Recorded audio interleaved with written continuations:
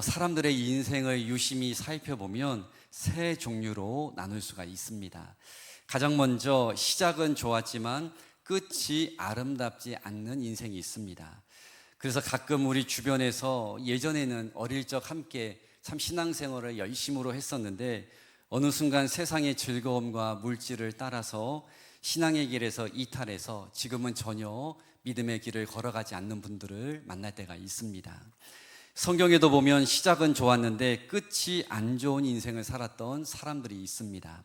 가장 대표적인 사람을 뽑으러 간다면 우리는 이스라엘의 초대 왕이었던 사울을 생각해 볼 수가 있습니다. 그는 하나님께서 이스라엘이라는 나라를 세우고 첫 번째 왕으로 선택될 정도로 참으로 신실하고 겸손하고 또한 하나님의 영이 충만했던 사람이었습니다. 그리고 왕이 되어서도 늘 하나님을 의지하며 나라를 잘 다스렸습니다.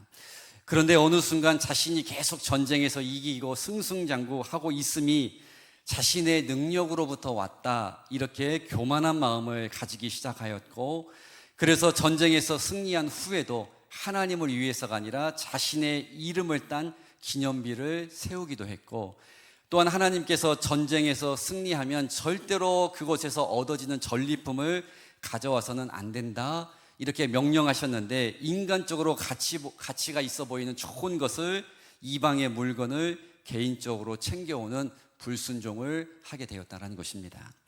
그런데 사울은 여기에서 자신의 이탈을 멈추었던 것이 아니라 자신을 도와주었던 다윗을 일평생 추격하면서 그 가정에서 주의 종들을 죽이기까지 하는 등 참으로 악한 방법을 많이 사용하기도 했습니다. 또한 중요한 순간 하나님 앞에 기도하며 물었던 것이 아니라 신접한 여인에게 찾아가서 나라의 운명을 맡기기도 했다는 것입니다. 이처럼 사울왕은 시작은 신실, 겸손이었지만 그의 인생의 마지막은 교만, 불순종, 우상 숭배, 이렇게 하나님께서 가장 싫어하시는 죄로 얼룩지게 되었습니다. 그리고 그 결과 전쟁에서 패배하고 스스로 목숨을 끊는 가장 안타까운 인생으로 삶을 마무리하였습니다. 한 사람만 더 이야기한다면 엘리라고 하는 이스라엘의 제사장이 있었습니다. 그는 하나님께서 이스라엘이 영적으로 가장 어둡던 시절에 제사장으로 세울 정도로 영성이 있었던 사람이었지만 노년에 그의 영적인 눈과 귀가 모두 닫혀서 하나님의 뜻을 분별하지 못하고 하나님보다 자신의 아들들을 더 사랑함으로 그들의 이탈을 또한 방치함으로 나라 전체를 더욱더 영적으로 오염을 시키게 되었습니다. 그 결과 엘리의 가정도 어떻게 되었을까요? 두 아들은 블레셋과의 전쟁에서 동시에 한 장소에서 죽게 되었고, 이 부고를 듣는 순간 엘리 제사장도 의자에서 넘어져서 또한 죽는 가장 비참한 모습으로 인생을 마무리했다라는 것입니다. 이와 같이 여러분, 시작은 좋았지만 끝이 안 좋은 인생이 있습니다. 두 번째로 인생의 또 한 종류가 있는데, 앞서 말씀드린 인생과 반대가 되는 시작은 안 좋았지만 끝이 아름다운 인생이 있습니다. 가장 대표적인 성경의 인물을 생각해 보면 야곱을 생각해 볼 수 있습니다. 잘 아시는 것처럼 야곱은 뛰어난 머리로 인해서 형의 장자권을 아주 쉽게 자신에게 가져왔고, 또한 아버지 이삭을 속임으로 장자가 받을 수 있는 엄청난 축복을 형 에서 대신 받는 등 늘 다른 사람을 속이고 뺏는 그런 삶을 살았던 인물이 야곱입니다. 그래서 그 대가로 가족들과 함께 살지도 못하고 외삼촌 집으로 도망을 가야 하는 참으로 외로운 삶을 살아야 했습니다. 이처럼 야곱의 전반기 삶은 인간적으로 볼 때에 아름답지가 않았습니다. 그러나 그는 후에 야복강에서 하나님과 기도로 승부를 보면서 영적으로 서원하고 간절하게 간구함을 통해서 자신의 인생을 바꾸어 가기 시작했습니다. 그리고 후에 인생의 여러 굴곡을 거치면서 오늘도 자세하게 나누겠지만 그의 자녀들이 이스라엘을 형성하는 12지파를 이루는 등 정말로 축복을 받는 놀라운 인생으로 역전이 되었다라는 것입니다. 마지막으로 사람들에게 나타나는 인생의 종류가 하나 더 있습니다. 요셉과 다니엘의 삶 가운데 보여지는 한결과 같은 기복 없는 인생이 있습니다. 성경에 기록된 요셉과 다니엘에 대한 기록을 여러분들이 한번 찾아서 읽어보시면 그들이 하나님 앞에 죄를 지었다거나 끝까지 다른 사람들과 원수가 되었다라는 기록이 없습니다. 그만큼 요셉과 다니엘은 자신에게 주어진 인생 전체를 하나님 앞에 신실하게, 또한 사람들 앞에서도 끝까지 본이 되는 삶을 살았다라는 것입니다. 요셉의 경우 보디발의 아내의 성적인 유혹이 찾아왔지만 인간적인 출세와 정욕에 따라 행동하지 않았고, 오직 하나님의 시선을 의식함으로 죄를 짓지 않았을 뿐만 아니라 그의 인생이 하나님의 계획 안에서 점점 내리막길로 어쩌면 추락하는 것 같았지만, 그럼에도 불구하고 그는 가는 곳마다 성실하게, 신실하게 살았다라는 것입니다. 그리고 다니엘의 경우에도 목숨을 보존하기 위해서는 믿음을 내려놓고 우상 앞에 절하고, 또한 기도를 멈춰야 하는 상황이 펼쳐졌지만, 그럴 때일수록 하나님 앞에 정확하게 뜻을 정하고 오히려 자신의 영적인 정체성을 분명하게 드러내는 정말 신실한 삶을 살았다라는 것입니다. 이렇게 두 사람이 하나님 앞에 끝까지 한결과 같이 믿음을 지킨 결과, 요셉은 인간적으로 불가능해 보였던 국무총리의 자리에 하나님께서 올려주셨고, 다니엘의 경우에는 사자굴에 빠져서 죽을 수밖에 없는 상황이었지만 하나님께서 천사를 보내 그들의 몸에 손대지 못하도록 막아줌으로 완벽하게 보호하시는 하나님의 놀라운 은혜를 체험하게 되었다라는 것입니다. 이처럼 누구에게나 똑같은 인생이 주어지지만 흔들리는 갈대와 같은 삶을 살아가는 분도 있지만, 믿음 안에서 끝까지 신실하게 살아가는 인생도 있다라는 것입니다. 제가 한번 여러분들에게 물어보겠습니다. 지금까지 여러분들의 인생은 이 세 종류의 인생 안에서 어디에 해당이 되십니까? 시작은 좋았는데 지금은 영적으로 헤매고 있지는 않습니까? 아니면 예전에는 좀 부족했지만 지금은 영적으로 점점 회복되고 기도의 시간을 더 많이 늘리면서 더 영적으로 좋아지는 삶을 살아가고 있습니까? 아니면 늘 한결과 같이 그 좋은 믿음을 여전히 잘 유지하고 있습니까? 저는 소망하기를 우리 백석교회 모든 성도들은 요셉과 같이, 다니엘과 같이 지금의 아름다운 영적인 모습을 주님 나라 가는 그 순간까지 끝까지 잘 유지함으로 하나님 나라에 도착하였을 때에 놀라운 상급과 면류관을 받을 수 있기를 주님의 이름으로 간절히 축복합니다. 그래서 오늘은 어떻게 하면 우리가 처음보다 더 나은 인생, 그리고 늘 한결과 같은 믿음을 유지할 수 있는지를 함께 나누도록 하겠습니다. 오늘 우리가 읽은 본문의 말씀은 요셉이 아버지 야곱 그리고 형제들과 정말 오랜 시간 떨어져 있다가 다시 상봉한 후에 애굽의 바로 왕을 만나는 장면입니다. 그런데 시간 관계상 다 읽지는 못했지만 요셉은 바로 왕을 만나기 전에 가족들을 모두 다 모아놓고 바로 왕 앞에서 만날 예행 연습을 미리 시켰습니다. 그 내용이 오늘 본문 바로 앞에 있는 46장 34절에 나오는데 제가 한번 말씀을 읽어보겠습니다. 당신들은 이르기를 주의 종들은 어렸을 때부터 지금까지 목축하는 자들이온데 우리와 우리 선조가 다 그러하니이다 하소서. 애굽 사람은 다 목축을 가증히 여기나니 당신들이 고센 땅에 살게 되리이다. 이렇게 기록이 되어 있습니다. 이 말씀은 요셉이 바로왕이 자신의 가족들에게 분명히 직업을 물어볼 것인데 이 질문을 예상하고 미리 어떻게 대답을 해야 하는지 가족들에게 알려주고 있는 부분입니다. 그런데 한 가지 특이한 점은 왕이 직업을 물을 때에 우리는 목축업자입니다, 목자입니다 이렇게 대답을 하라고 준비를 시켰다는 것입니다. 이 대답이 특별한 점은 말씀 중간에도 나오지만 당시 애굽 사람들이 목축하는 사람들을 아주 싫어하고 천시했기 때문입니다. 애굽은 철저한 계급 사회였는데 목축업은 그 당시 최하위의 계급이었기 때문에 애굽 사람들은 목축업자들을 아주 무시하고 천대하였다는 것입니다.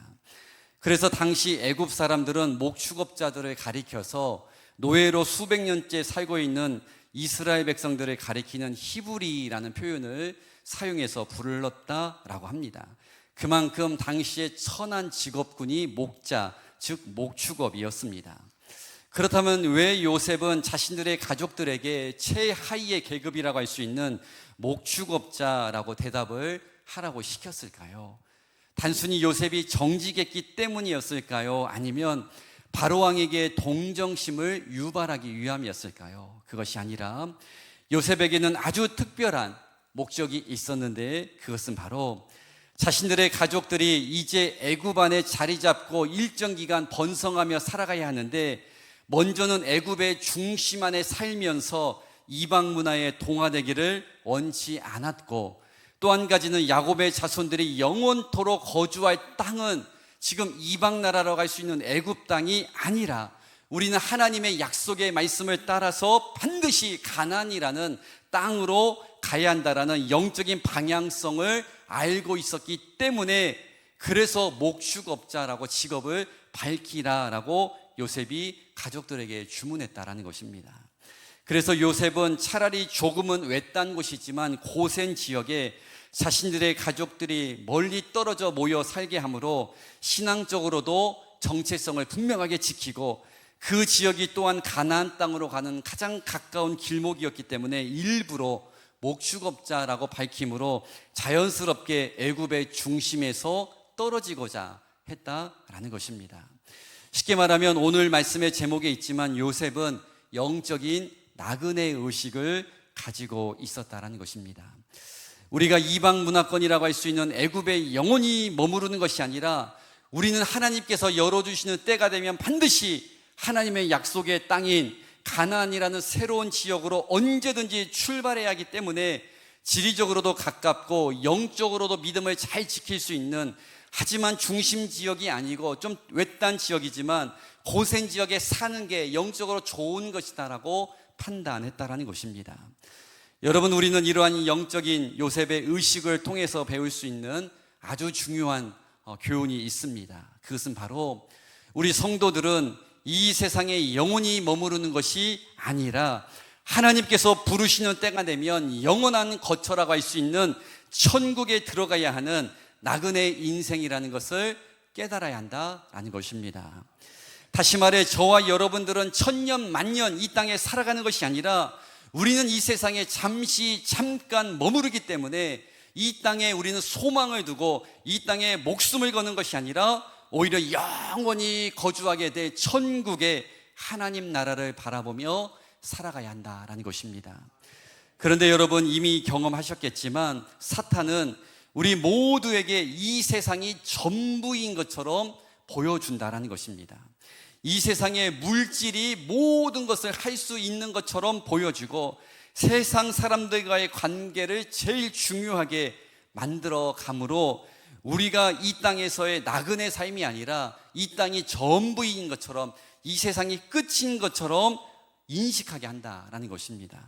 즉, 우리로 하여금 이 땅에 살아가는 동안 하늘 소망이 아니라 이 땅의 것들을 계속 집착하게 만들고, 이 세상의 가치를 사랑하게 만들고, 이 세상이 전부인 것처럼 자꾸 우리들의 마음과 생각을 속인다라는 것입니다. 한 가지 이야기를 나누겠습니다. 어떤 한 나라의 임금이 자신의 말을 참으로 안 듣는 신하에게 벌을 내리고 싶었습니다. 그런데 곰곰이 생각한 끝에 그 신하를 감옥에 보냈던 것이 아니라 오히려 하사품으로 큰 가치가 있는 코끼리 10마리를 내렸다라고 합니다. 그러자 다른 신하들이 이 놀라운 하사품을 보면서 모두가 다 부러워했습니다. 나도 코끼리 받고 싶은데 저 사람만 받는구나, 이렇게 모두가 다 부러워했습니다. 하지만 그 하사품을 받았던 코끼리 10마리를 받았던 그 신하는 1년 만에 쫄딱 망하게 되었다라고 합니다. 왜냐하면 임금님이 직접 내린 하사품이기 때문에 코끼리를 다른 곳에 팔 수도 없고 또 죽일 수도 없어서 큰 10마리의 코끼리를 먹여 살리려다가 그 먹성을 감당하지 못해서 결국 자신이 망하게 되었다라는 것입니다. 그런데 여러분, 제가 이 이야기를 나누는 이유는 사탄이 우리를 영적으로 무너지게 하는 방법이 이와 똑같다라는 것입니다. 내가 영적으로 감당하지도 못할 세상의 가치를 막 쫓아가게 만들고 붙잡게 함으로써 결국 그 세상의 가치 때문에 우리가 믿음을 다 잃어버리게 만들고 영적으로 완전히 실패하고 무너지게 만들어 버린다는 것입니다. 여러분, 많은 성도들이 착각하는 한 가지가 있습니다. 그것은 바로 내가 물질을 다스릴 수 있다라고 생각한다는 것입니다. 쉽게 말해서 내가 지금 가지고 있는 물질 때문에 나는 절대로 믿음을 잃어버리지 않고 나는 영적으로 물질을 잘 관리할 수 있다라는 착각을 가지고 있습니다. 그러나 이미 수없이 경험하셨겠지만 사람은 절대로 물질을 완벽하게 다스릴 수가 없습니다. 왜냐하면 물질 안에는 엄청난 힘이 있기 때문입니다. 그래서 우리는 물질을 내가 다스릴 수 있다라는 착각을 내려놓고 늘 하나님 앞에서 영적인 청지기 의식을 가지고 겸손하게 하나님, 물질을 잘 다스릴 수 있는 지혜를 주세요, 은혜를 주세요, 능력을 주세요, 늘 간구해야 한다는 것입니다. 우리들은 영원히 이 땅에 살아갈 존재들이 아니기 때문에 사탄이 가장 대표적으로 세상에 집착하게 만드는 이 물질이라는 유혹에 우리가 끌려가는 인생이 되지 아니하도록 하나님 앞에 지혜와 능력을 구해야 한다는 것입니다. 그래서 제가 자주 여러분들에게 언급하지만 하나님께서 주신 물질을 우리가 집착하고 평생 내 통장에 넣어놓고 우리가 고이게 하는 것이 아니라 우리는 하나님께서 우리 가정 가운데, 나의 기업 가운데, 직장 가운데 주신 물질을 어떻게 해야 할까요? 흘려보내야 한다는 것입니다. 집착은 내가 계속 붙들고 있는 것인데 집착을 해결하려면 내가 붙들지 않고 나를 통해서 흘러가게 해야 한다는 것입니다. 집착하면 고여있게 되고 고이면 썩어지기 때문에 반드시 문제가 발생하지만 나를 통해서 흘러가게 하면, 즉 통로가 되게 하면 선순환이 이루어지므로 오히려 나를 통해 아름다운 역사가 이루어지게 된다는 것입니다. 여러분, 교회도 마찬가지입니다. 제가 정말 여러분들에게 비전이 될 수 있도록 많이 선포하지만 교회는 잔고가 쌓이면 안 됩니다. 끊임없이 우리는 잔고를 비우고 선교하는 일에, 전도하는 일에, 영혼 구원하는 일에 끊임없이 흘려보내야지, 우리를 위해서 자꾸 쌓아놓고 땅을 넓히고 건물을 짓고, 이건 하나님 기뻐하시는 일이 아니다라는 것입니다. 하나님이 주신 물질을 하나님을 위해서 계속해서 흘려보내고 우리 교회 안에 고이게 하면 안 된다는 것입니다. 우리가 주위의 물질과 명예 때문에 싸움이 일어나는 교회나 가정을 보면 모두가 다 욕심부리고 집착하는 데에서 유발되었다는 것 어렵지 않게 발견할 수가 있습니다. 마찬가지로 우리들은 이 땅에 영원히 사는 것이 아니라 하나님께서 부르시는 때가 되면 모든 것 다 내려놓고 잠깐 머무르는 나그네의 삶을 정리하고 언제든지 우리는 주님 나라에 갈 준비를 항상 하고 있어야 한다는 것입니다. 다시 말해, 이 땅에 집착하지 말고 단순한 삶을 살아가셔야 한다는 것입니다. 혹시 여러분들 가운데 다른 나라로 여행을 갔을 때에 그곳의 풍경이 너무나 아름답고 숙소가 너무 좋다고 그래서 그곳에 평생 눌러 앉아 살아가는 분이 있습니까? 아마 한 분도 없을 것입니다. 왜냐하면 그 장소가 아무리 좋아도, 아무리 그 집이 좋아도 내가 오랫동안 살아가는 거주지가 아니라 말 그대로 잠깐 며칠 머무르는 숙소 여행지이기 때문입니다. 동일하게 우리들도 이 땅에 살아가는 동안 사탄이 우리의 마음과 생각을 혼란스럽게 하는 등 이 세상이 전부인 것처럼, 그래서 이 세상의 가치를 집착하게 만들지만 저와 여러분들은 영적인 나그네 의식을 가져야 한다는 것입니다. 이 땅이 끝이 아니라 이 땅에선 잠깐 머무르고 우리는 영원히 어느 나라에 머물러야 할까요? 하나님 나라에 들어가 그 땅에서 하나님과 함께 영원히 행복하게 살아간다라는 영적인 의식을 가져야 한다는 것입니다. 그리고 또 한 가지, 이렇게 영적인 나그네 의식을 가지고 살아가야 사람들과의 관계도 좋아지게 된다는 것입니다. 어느 한 목사님께서 2017년도에 포항에서 큰 지진이 일어났을 때 목양실에 혼자 계셨는데 갑자기 교회 건물이 심하게 흔들리고 책상과 선반에 있는 물건들이 막 떨어지면서, 그래서 순간적으로 몇 분간 책상 아래에 급히 몸을 숨기게 되었습니다. 그리고 나중에 이러한 생각을 했다라고 하는데요, 이렇게 갑자기 한순간에 인생이 끝날 수도 있겠구나. 아무런 대비도 없이, 예상도 없이 어느 순간 하나님 앞에 갈 수가 있겠구나. 이렇게 생각을 하면서 이렇게 다짐을 하셨다고 합니다.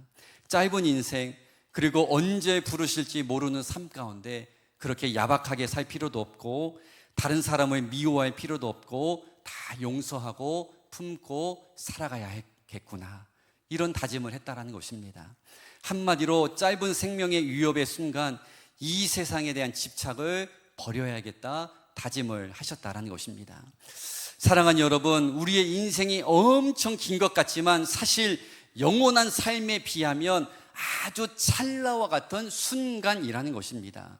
이 짧은 인생 여러분들은 지금 어떻게 살아가고 있습니까? 세상 사람들처럼 아둥바둥 물질에 집착하면서 그것을 놓지 못해서 여전히 물질에 끌려가고 있지는 않습니까? 또한 사람들과의 관계 안에서도 내 작은 자존심 지키기 위해서 용서하지 못하고 마음속은 여전히 전쟁 속에 있지는 않느냐라는 것입니다. 사랑하는 여러분, 인생이 너무나도 짧습니다. 누군가를 미워할 시간이 없다라는 것입니다. 그리고 나에게 주신 물질에 집착하며 살아가기에도 역시 인생이 짧습니다.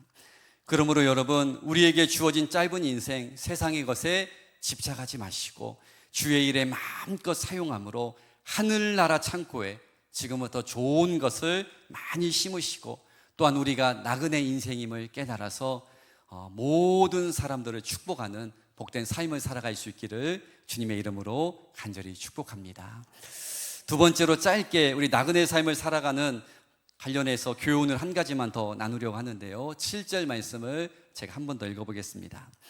요셉이 자기 아버지 야곱을 인도하여 바로 앞에 서게 하니 야곱이 바로에게 축복하매. 자, 이 말씀에서 우리가 주목해서 보아야 할 부분이 있는데, 마지막 부분에 나오는 애굽의 바로왕을 야곱이 축복했다라는 내용입니다. 여러분, 보통 우리가 복을 빌어줄 때에, 축복할 때에, 축복은 누가 누구에게 하는 것입니까? 높은 사람이 낮은 사람에게, 또는 가진 사람이 없는 사람에게 하는 행위가 축복이라고 할 수가 있습니다.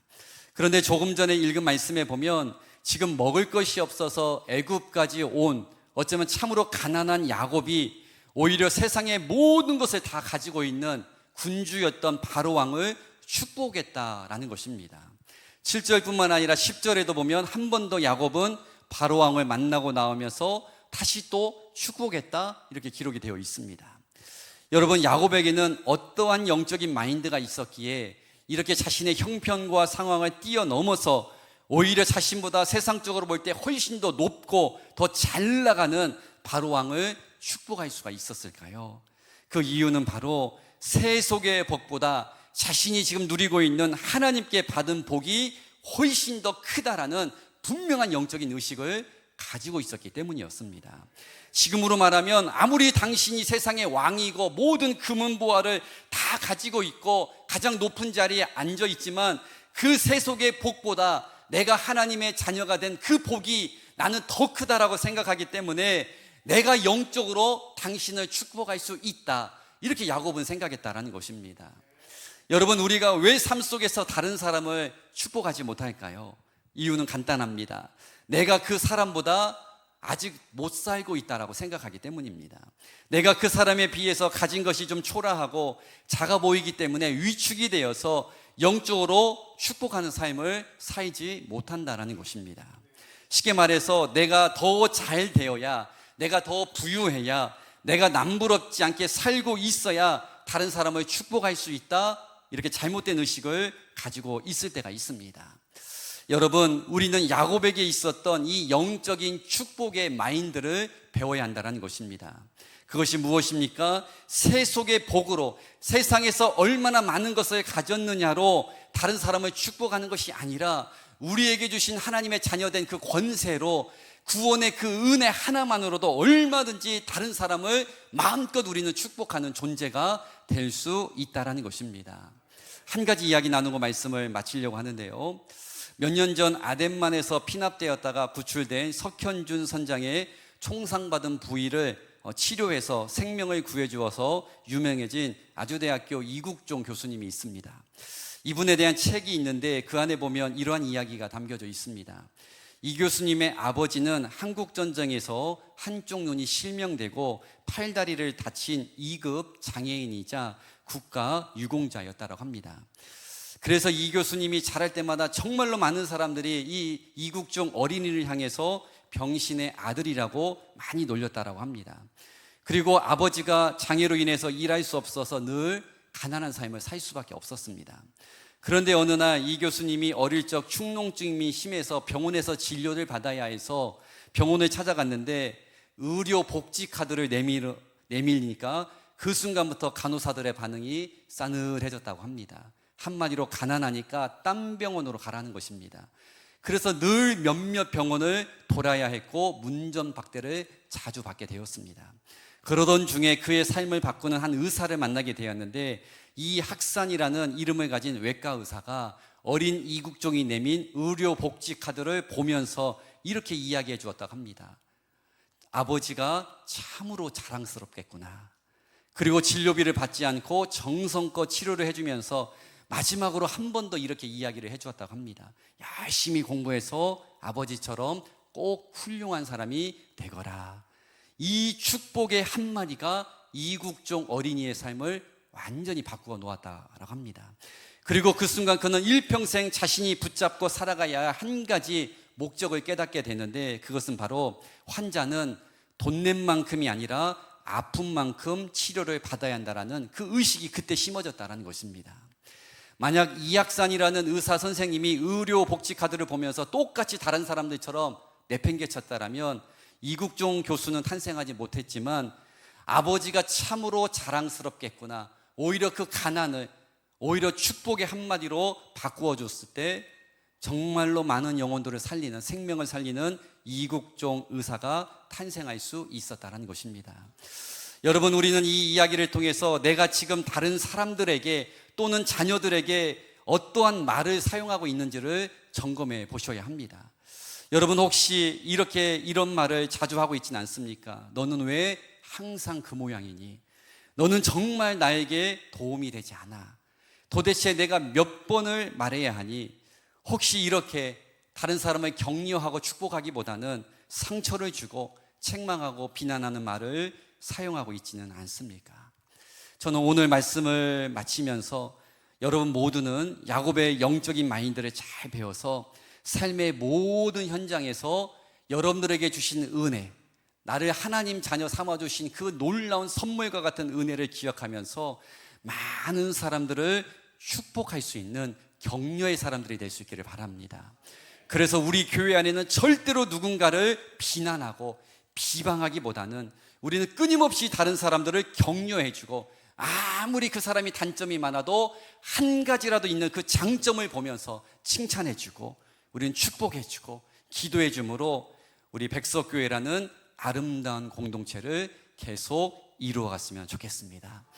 바라기는 우리 모든 성도들은 이 땅의 삶이 전부가 아니라 이 세상에 우리는 나그네 인생임을 깨달아서 세상에 집착하지 않고, 또한 세속의 복에 집중하지 않고 하나님께 받은 복을 기억하면서 많은 이들을 축복할 수 있는 신실한 성도들이 될 수 있기를 주님의 이름으로 간절히 축복합니다.